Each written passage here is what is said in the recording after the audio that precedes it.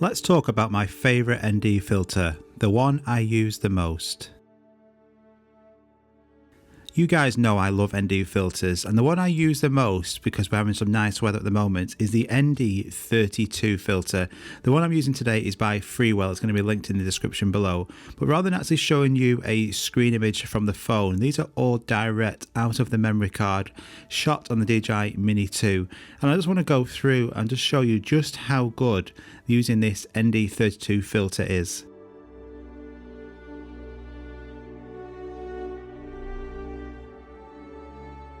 To achieve this shot without a filter, it will be so dark. So what you have to do now is that you can go into the advanced settings and you can just bump that ISO up. So this will now just make that image brighter, and you can see now we are now in focus and you can see us clearly for this shot without an ND filter on.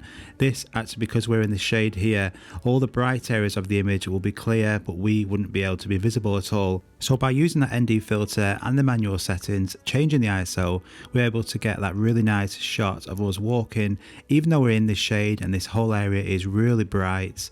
By using that ND filter, you're going to capture the shots. And once you've got it, then you don't want that ISO to be really high. Just bring it back to you. As you can see, that image is really bright. You just bump that ISO right down to either 100 or 200, and then you can carry on. So for me, ND filters are essential. I use Freewell and Skyreat. They are metal teeth, they're not plastic, so they're really well made, super light as well, so it's not over the 250 gram mark. And believe it or not, none of these are color graded. I know some of you don't like color grading, so this is direct out of the memory card. Using this ND filter is phenomenal. This next shot now has got a color grade on, but you don't need to put a color grade on. You can take that color grade off, just like now, and this is without a color grade, just direct ND filter, nothing changed at all. So if you don't like editing, you don't like doing any color grading, you don't have to. This ND filter is going to give you an image like this.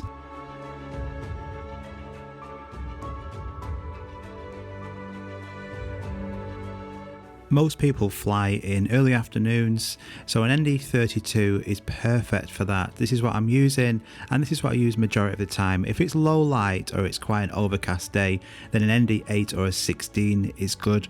If it's really super bright, then an ND64, but that can underexpose the image a lot. The ND32 I find is probably a great all-rounder. If your budget can stretch and you can get a 4 or an 8 pack of filters, then that's going to cover you for all the different lighting scenarios. But if you just need to pick up one or two, an ND32 and maybe a 16, you're going to be covered then. Or if you can stretch and get a CPL filter, then you're even better. But this is a bit like camera lenses. Once you start, you don't want to stop really. You want to have a good arsenal of different filters. So an 8 pack or 6 pack, you're going to be covered for everything. But if you just want one and it's budget conscious and this is a good accessory to get, just get that ND32 filter, and that should cover you for majority of situations when you're out flying. So this is just a quick video for you today, just to emphasize and show you just how good that video can look. This is 4K 30 using DJI Mini 2, but I wanted to point out just how easy this is to actually just get straight from your memory card and then onto an editor program. I use Final Cut Pro, and you can get footage like this so quick and easy. No color grading, don't have to color grade. You can get great footage with little effort. And then I know I've done a video on this on Pro mode about a month ago, but just to show you, so by using this, by going into Pro instead of Auto, you can change it. So I've got 4K 30, my shutter speed is 1/60th, so that's double it. So if you want 4K 30, your shutter needs to be 160 or round about that. It doesn't need to be spot on, but for the 180-degree rule, that's what you should be aiming for. And then the ISO, I've got it at ISO 100. And don't worry too much about the bottom right hand corner where you see -2.3. That basically is your exposure value, but it's not always spot on, because that image, as soon as you turn the drone, depending if you're into the sunlight or not, it's going to be changing all the time. And it is personal preference. I think that shot looks fantastic. It is saying it's slightly underexposed, but if I put the exposure up, that's what it looks like. So I don't think it actually looks as good. I think this shot now looks better without it as high as the exposure. I think this is spot on.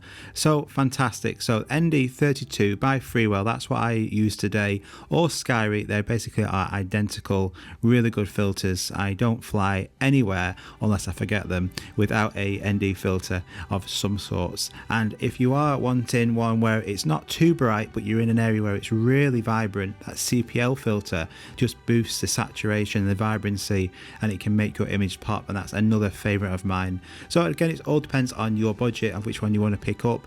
The ND32 is a fantastic all-rounder, or if you can stretch the budget and you want to go and get a set, they're usually really good priced on Amazon. I'll link in the description below. But I hope you found that helpful, guys. Just real world, straight out of memory card, no editing, just for you guys, showing you what that was like. Thanks so much for watching. Have a great day, and I'll see you all soon. Bye bye.